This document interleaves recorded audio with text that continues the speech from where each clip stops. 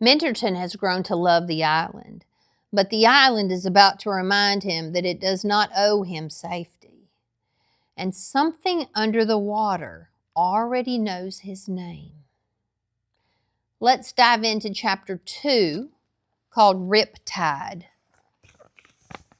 And you can see here is Minterton in the Gulf, and he is experiencing a riptide in this chapter.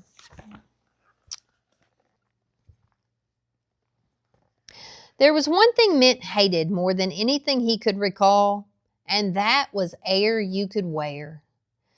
Island life had its advantages, but this island, being at the toe end of the deep south, stayed hot and humid most of the year, and although Mint loved the water, he hated the humidity that weighted the air.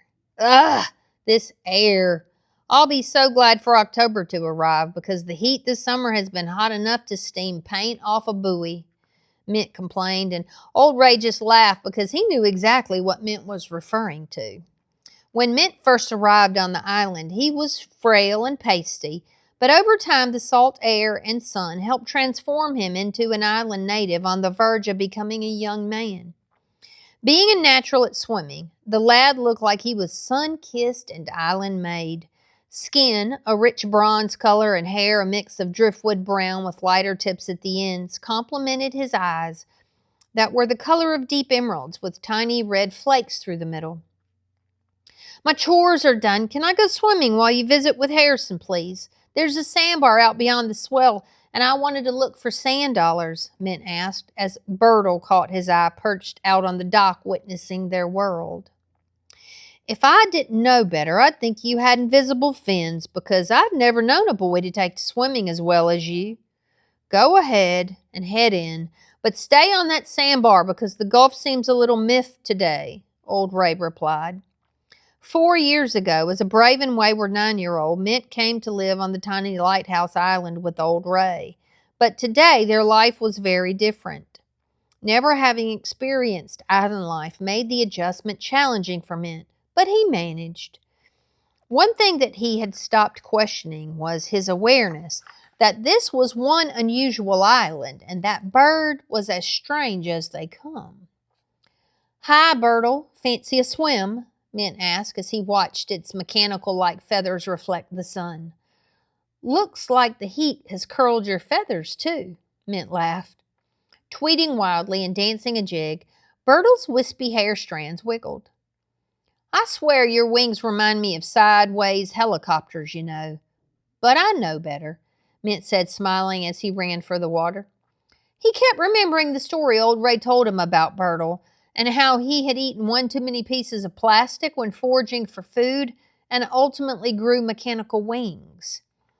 Digging his toes into the damp sugar sand, he muttered to himself, "That old Ray can sure spin a tall tale," as the sound of the boat engine sputtered, distracting him. "Young Mint is a chop off the old block," Harrison remarked as they eyed Mint playing off in the distance. Harrison, one of the shrimp boat crew, who Mint adored, was responsible in helping instill a love of reading and music in the boy because he gifted him new books and music every Thursday.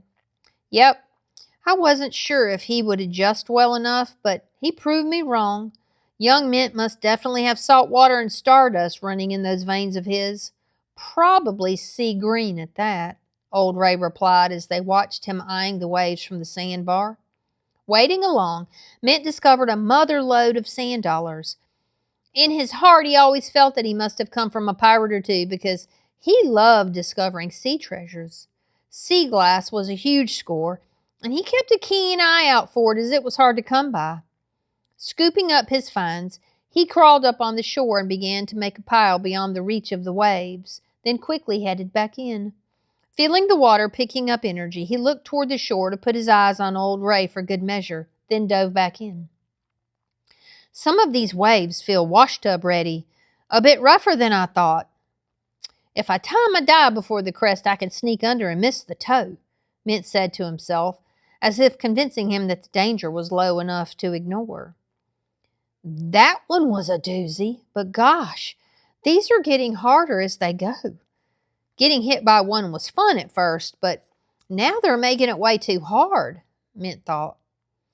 Chasing a shadow ahead, Mint turned to dive, and a much larger wave knocked him back, causing him to lose his bearings for a few seconds.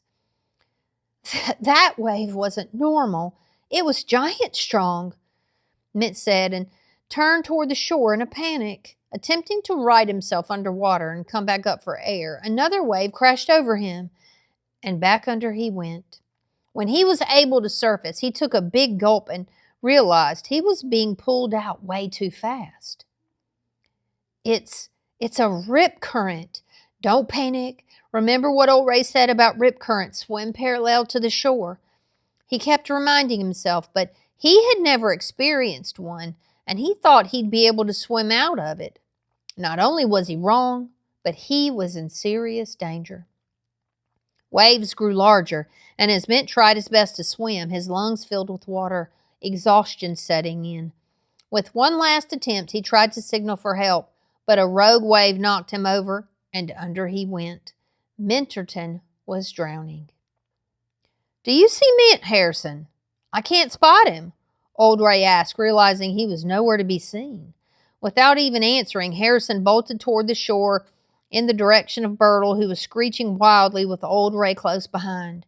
Now, when Mint remarked that the bird and the island were anything but ordinary, he wasn't lying. In fact, he knew things happened on the island that made little to no sense. What he didn't realize was that those things happened out in the water as much as on land. And this was one of his first experiences with the strange and unusual out to sea. Out of breath and sinking fast, a most unexpected miracle began to swim toward Mint, not only in the form of a rather odd-looking sea creature, but one wearing a glowing metallic helmet and riding a shiny red bicycle. "Is that what I think it is?" Apostoli asked himself, eyeing Mint's body, sinking lifeless up ahead. Apostoli Deflini, who went by Oppie most days, was a young Aquarian octophan, part fish, part octopus, and strangely enough, part human. Riding up to the surface to look for floating loot was his hobby, but this was not the loot he expected to find. "I can save him. I know I can if I crank my gears on high," Apostoli thought, wrapping two of his sucker arms around his bike, outstretching two towards Mint's body, and swimming upwards with the others. Oppie knew that time was of the essence, and that Mint had been under way too long. So when he knew he could stand, he popped his head up looking for shore help. "He's not breathing, old Ray, but I got to him as quickly as I could," Oppie hollered out. Harrison grabbed Mint with both arms, pulling him forward through the waves, and started CPR as soon as they got him to shore. "I should have never taken my eyes off him," old Ray cried as he realized how grim things looked. Breathing into him, blue lips, rubbing his arms, it all felt devastating. When finally water gushed out of Mint's mouth as he gasped, taking in a huge breath of that air he disliked so much. "Cough it up, Mint, just breathe," Harrison said as he turned Mint over on its side and exhaled a deep sigh of relief. Raymond cried out and hugged Mint like he would never let him go, and met eyes with Harrison, showing a deep, silent gratitude. "Thank you, Oppie. I'll never be able to repay you for saving Mint's life," Raymond said with tears and salt water dripping from his face. "No need. I'm glad I was there to help. I'm not sure if he saw me or not. His eyes opened for a second, but I couldn't tell if he was coherent. You might want to think about how to explain this one to him if he remembers. That'll be some story for sure," Oppie smiled. "I will. Give my best to your dad, and remember, I owe you one, little one," Raymond said, turning back to check on Mint. Bertle, pacing anxiously back and forth next to Mint's head, screeched wildly with an air of absolute displeasure and looked up at Raymond as if he needed a scolding for not watching out for Mint better. It was a rip current. Came on me all of a sudden like, and then it just sucked me out to sea. Had the weirdest dream, though, that a sea creature riding a bike saved my life. How crazy is that?" he asked as he coughed up more water and shook his head. Harrison and Raymond looked at each other and grinned. "Not crazy at all, Mint. Not crazy at all."